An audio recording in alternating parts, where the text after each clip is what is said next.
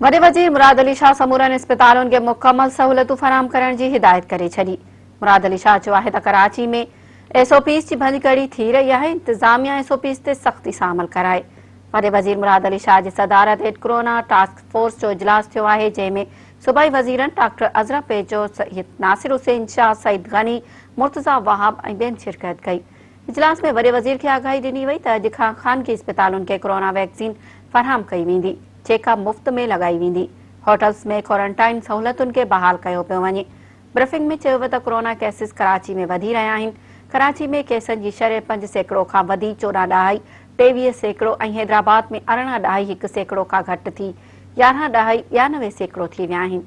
वॾे वज़ीर मुराद अली शाह चयो त कराची जे उत्तर ऐं ॾखण वारनि इलाइक़नि में एसओपीज़ जी भञकड़ी कई पई वञे, इंतज़ामिया एसओपीज़ जे अमल कराए।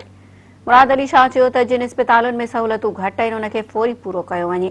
वॾे वज़ीर हिदायत कई त सिंध जे समूरनि इस्पतालुनि में सामान ऐं अमले जी ऑडिट कई वञे, जेका कोरोना केसिस खे डील करे रहिया आहिनि।